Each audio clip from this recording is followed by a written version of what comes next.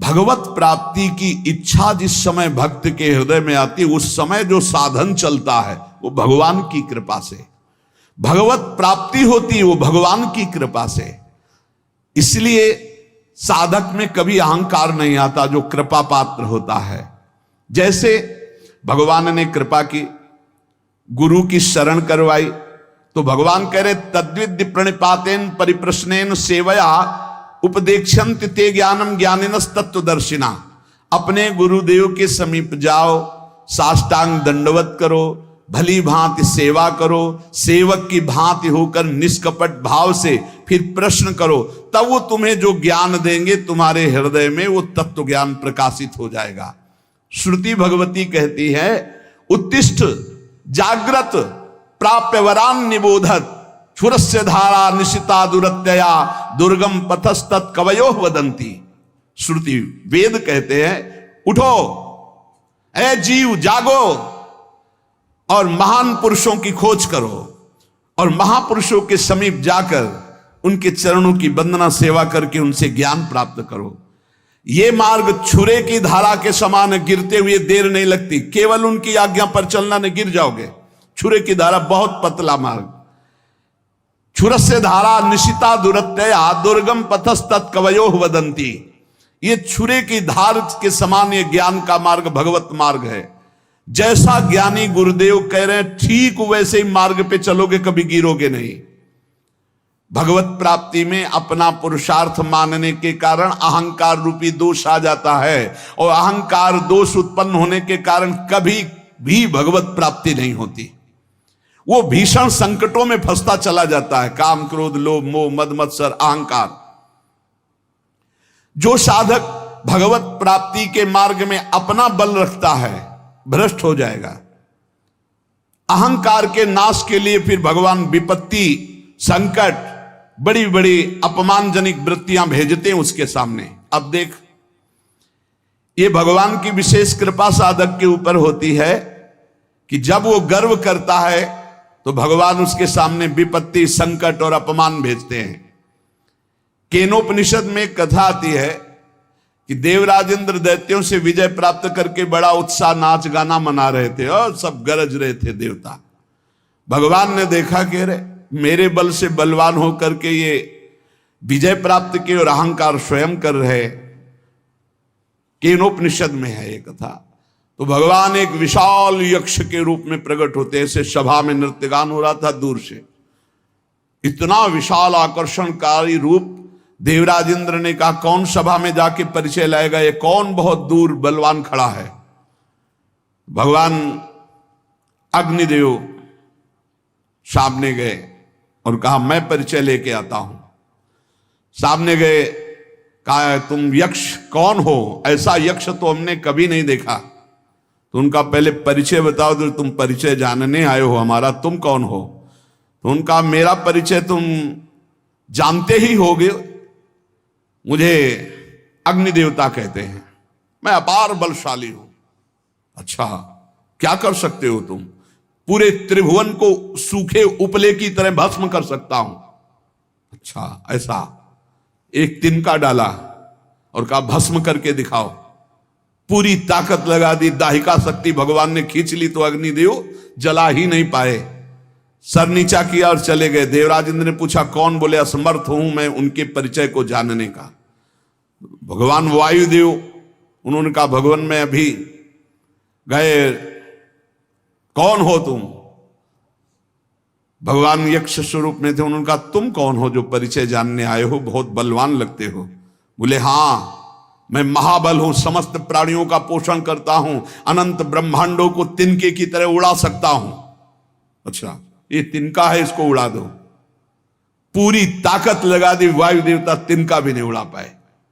देवराज इंद्र के पास गए, बोले असमर्थ हूं मैं, किसी भी देवता की कोई सामर्थ्य नहीं। जब देवराज उठे तो अंतर ध्यान हो गए यक्ष भगवान, और वहां भगवती अंबा त्रिपुर सुंदरी प्रकट हुई, ज्ञान समुद्र। और उन्होंने कहा तुम्हारा इतना गर्व बड़ा हुआ कि तुम संभाषण भी नहीं कर सकते थे। वो साक्षात श्री भगवान थे, समझ पाए तुम्हारे इन देवताओं में और तुम में कोई सामर्थ्य नहीं, भगवान की सामर्थ्य थे, तुम सामर्थ्यवान होकर विजय प्राप्त किए हो, इसलिए गर्व मत करो, तुम में कोई सामर्थ्य नहीं है। ऐसा अंबाजी ने उपदेश किया। इसलिए साधक में जो परमार्थ की सामर्थ्य आती है वो भगवत प्रदत्त आती है। वो जो प्रयत्न आता है साधना में वो भगवान की कृपा से आता है। अगर अहंकार कर ले तो विघ्न पड़ जाएगा साधना में। और जब भगवान देखते हैं कि साधक को अहंकार हुआ तो उसकी पिटाई करवाते हैं। काम क्रोध लोभ मोह मद मत्सर को छूट दे देख, फिर वो पुकारता है हाथ त्राहिमाम प्रभु बचाओ, तो फिर भगवान आकर के उसे बचा लेते हैं। और जब उसको ये पता चल जाता मैं असमर्थ हूं, तब सुंदर साधना दे देते हैं और चढ़ाई में चढ़ जाता है।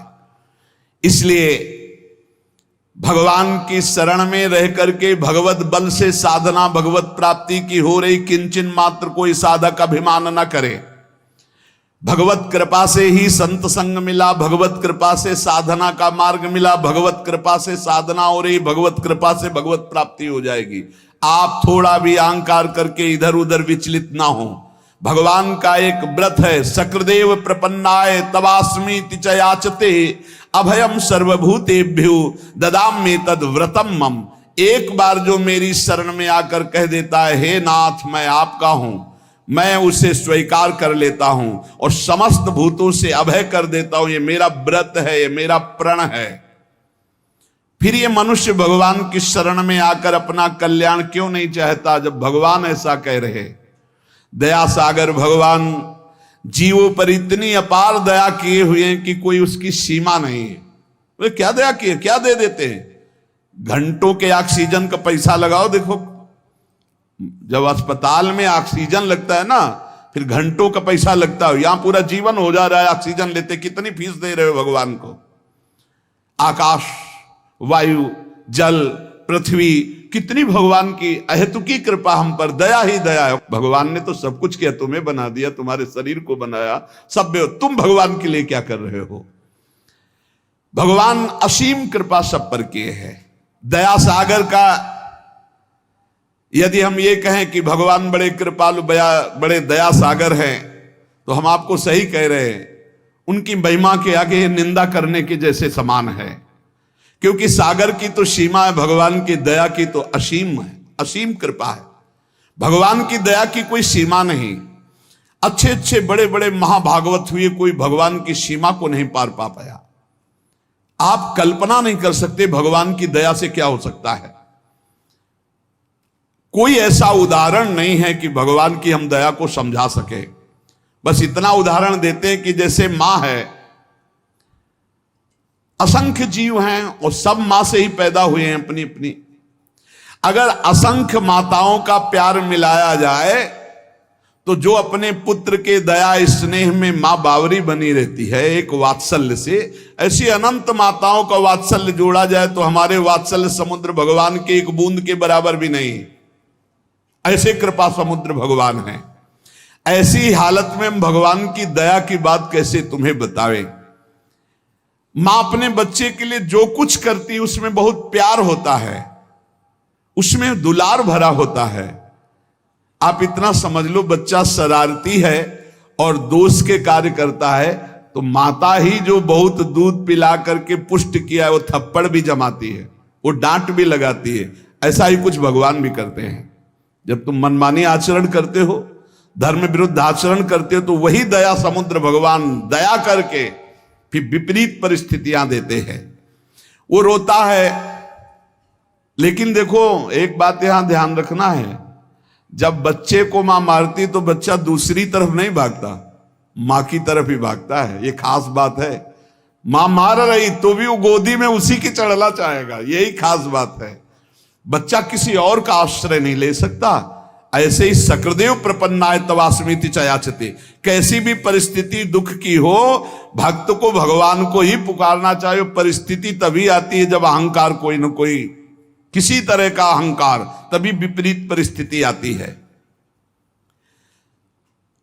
अगर कोई उससे कहे कि देखा ना मामा कहता था, पीटा ना तेरी मां ने, अब तू कहां जाएगा, तो मामा ही कहेगा, मां की तरफ ही भागेगा। ऐसे ही हमें हरि हरि पुकारना है, हरि की तरफ ही चलना चाहिए जितनी विपत्ति आ जाए।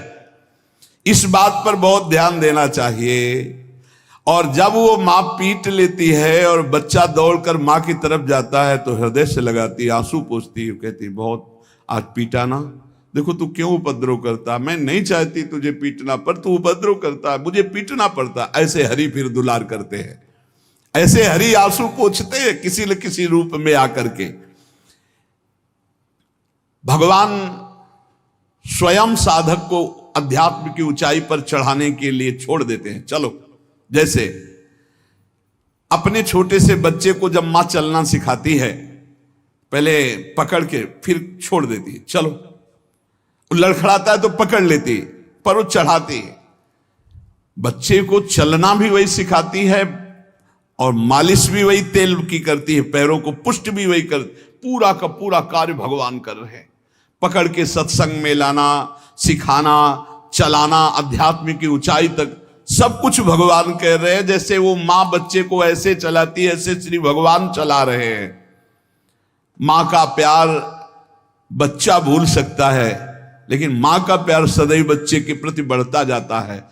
मां स्वार्थी भी हो सकती है क्योंकि माया जनित उसका प्यार है। भगवान का मायातीत प्यार है, वो हर स्थिति में बढ़ता रहता है। इसलिए इस रहस्य को जानने वाला पुरुष भगवान की दया और करुणा पर विश्वास करके अन्य आश्रय कभी नहीं लेता। एक वचन आता है कि राम सिंधु घन सज्जन धीरा, चंदन तरु हरि संत समीरा, मोरे मन प्रभुवश विश्वासा, राम ते अधिक राम कर दासा। भगवान समुद्र हैं तो संत मेघ हैं, भगवान चंदन हैं तो संत पवन हैं, वायु हैं। इसलिए मेरे मन में ऐसा विश्वास आता है कि भगवान से बढ़कर भगवान के भक्त जन हैं। समुद्र जल से परिपूर्ण है, परंतु वो जल किसी काम में नहीं आता, ना कोई उसे पीता है, ना वो खेती सींचने के काम में आता है। लेकिन जब बादल बनकर के बरसता है तो मोर, पपीहा, खेती, पूरे जगत को आनंद की लहर बरसाता है। इसी प्रकार परमात्मा सच्चिदानंद घन समुद्र है, लेकिन संत जन बादल बनकर के उसी समुद्र से, उसी आनंद से आनंद लेकर बरसाते हैं। तभी सबके हृदय में क्षमता, शांति, प्रेम, जितेंद्रियता, बुद्धिमत्ता ये सब बढ़ने लगती है। साधक रूपी मोर, पपीहा ये सब आनंदित हो उठते हैं जब संत रूपी मेघ गरजते और बरसते हैं। उनकी गर्जना, उनकी वर्षा आनंद सिंधु भगवान की वर्षा है। आनंद सिंधु समुद्र से आनंद लेकर वर्षा करना है। जैसे चंदन में सुगंध होती है, परंतु वायु स्पर्श न करे तो बगल के वृक्ष तक नहीं पहुंच सकती, और वायु स्पर्श करती तो दूर दूर के नीम बबूल भी चंदन की तरह सुगंधित हो जाते हैं। ऐसे ही संत जन, भक्त जन, भगवान है चंदन और ये है वायु। ये दूर दूर तक नीम बबूल जैसे स्वभाव वाले दुष्ट जन भी संत वाणी के द्वारा अपने जीवन का परिवर्तन करके महात्मा बन गए, संत बन गए। हिंसक, चोर, बेविचारी ये उनकी वाणी के प्रभाव से भगवदानंद का अनुभव करने वाले ब्रह्म ऋषि महात्मा बन गए। संतों की भगवान से ज्यादा बड़ी कृपा होती है। संतों में कभी द्वेष नहीं होता। उनका हृदय ऐसा होता है कि दूसरे को जरा भी दुख के समीप जाते हुए देखकर उनका हृदय कांप उठता है। हे क्यों जा, अच्छा उसको लग रहा है मैं बहुत अच्छे मार्ग में जा रहा हूं, उनको लग रहा है दुख में फंसने जा रहा है। इसलिए संतों की बात कभी कभी कड़वी लगती है। नारद सिख जे सुने नर नारी, और अवश्य भवंतज होए भिखारी। देखो, मां चाहेगी बेटा खाए पिए खूब सोए, पिता चाहेगा इतना वैभव एकत्रित कर दूं किसी का कभी कोई जरूरत, और गुरु चाहेगा कि किसी काम का न रह जाए, न इसे नींद आवे, न इसका पेट भरे, न इसके पास धन का बल हो, न इसके पास जन का बल हो। एक बल हो महाबल, केवल भगवान का। बहुत अंतर है, बहुत अंतर है संसार के और गुरुदेव के प्यार में, बहुत अंतर है। वो संसार के हर कट करके एकमात्र भगवान का सहारा, और संसारी जन हर कट करके भगवान के मार्ग से केवल संसार का सहारा। जमीन है, रुपया है, बैंक बैलेंस है, रिश्तेदार है, नातेदार है, खूब मौत से खाएगा, मौत से खाएगा नहीं, काल खाएगा। काल जैसी तरिवंश प्रपंच बंच सवे काल ब्याल को खायो, या जे जान श्याम श्यामा पद कमल संग शिरनायो। भगवान की दया में साधक में कायरता नहीं आ जाती, ध्यान रखना। अब सब भगवान की दया से हो जाएगा ऐसा नहीं, वो कायर नहीं होता, वो बहुत ही कार्य प्रवीण होता है। जो गुरुजनों ने सेवा, जो भजन, जो उसमें लगा है, पर भरोसा भगवान की कृपा का है कि भगवान की कृपा से नाम जप हो रहा है, भगवान की कृपा से वृंदावन वास हो रहा, भगवत कृपा से संत समागम, भगवत कृपा से हमसे साधन भजन बन रहा है। कितनी भी बुराई क्यों न हो संत महापुरुष की, वो उसका कल्याण ही चाहेंगे। ये संतों का, कितनी भी बुराई क्यों न कर लो, तुम ही कर लो, वो कभी बदला लेने की इच्छा नहीं कर सकते। आप उनका अपमान भी कर दो, वो तुम्हारा हित ही करेंगे।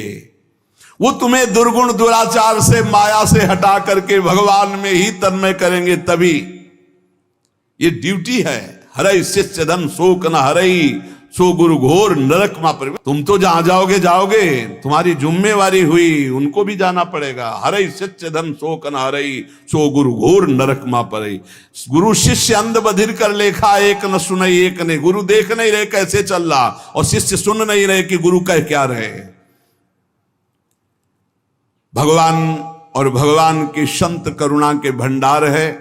हम संसार में गोते खा रहे हैं, वो अपने दर्शन से, स्पर्श से, चिंतन से, उपदेश से सबको माया प्रपंच से हटा हटा कर श्री भगवान में लगाते हैं।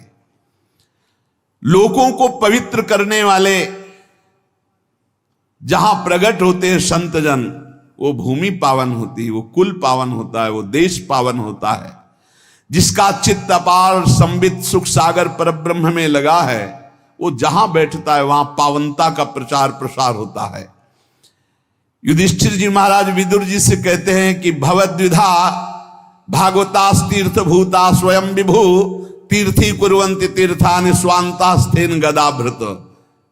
हे स्वामिन, हे विदुर जी, आप सरीखे भगवत भक्त महात्मा जो निरंतर भगवान के चिंतन में डूबे हैं, तीर्थ रूप होते हैं। पापियों के द्वारा स्पर्श करने से तीर्थ भी मलिन हो जाते हैं, और आप जैसे भगवत स्मरण करने वाले महात्मा जब तीर्थों में अवगाहन करते हैं तो तीर्थ निष्पाप हो जाते हैं। तीर्थी कुर्वन्ति तीर्थानि स्वांतास्थेन गदाभृता। तो ऐसे संतों का, ऐसे दयालु भगवत भक्तों का संग मिल जाए तो उनको गाली भी दे, उनका अहित भी करे, तो भी वो उसका कल्याण करके ही छोड़ेंगे। जैसे किसी का ऑपरेशन करना हो, अब हाथ पैर बांध दिए जाओ, खूब गाली दे तो डॉक्टर उससे थोड़ी परेशान होता है। अब वो तो चीरा लगा के छोड़ेगा, तुम चाहे गाली दो चाहे जितना चिल्को। ऐसे ही ममता मोह आसक्ति के फोड़ा हैं, इनका ऑपरेशन होना है। बहुत चीख मचती है, बहुत चीख मचती है। कितने तो मैं बंधन तोड़ा करके ऑपरेशन थिएटर से भाग जाते हैं, और अगर चैन से आप उनकी आज्ञा का पालन करो तो फोड़ा बैठ भी जाएगा, ऑपरेशन की जरूरत नहीं पड़ेगी। बड़े कृपालु हैं। लेकिन अगर आप उनकी आज्ञा का पालन नहीं करोगे, फोड़ा बढ़ जाएगा, फिर ऑपरेशन होगा। ये दुष्ट स्वभाव वाले जो लोग होते हैं, ये कुल्हाड़ी की तरह होते हैं, और जो संतजन होते हैं चंदन की तरह। तो कुल्हाड़ी काटती है तो कुल्हाड़ी को भी सुंदर वो सुगंध देते हैं।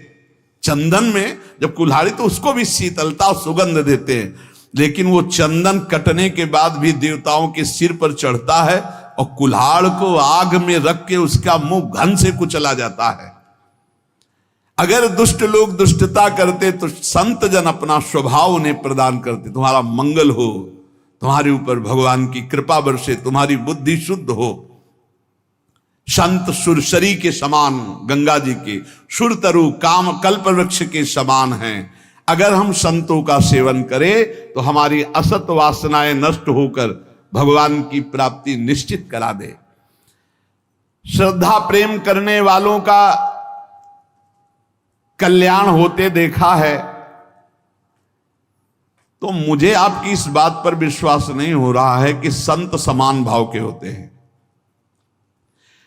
जो संतों पर श्रद्धा और विश्वास करता है उसी का कल्याण होता है। और आप कहते हैं संत समान भाव से सबका कल्याण करते हैं। मुझे इस बात पर दोष दिखाई दे रहा है। प्रश्नकर्ता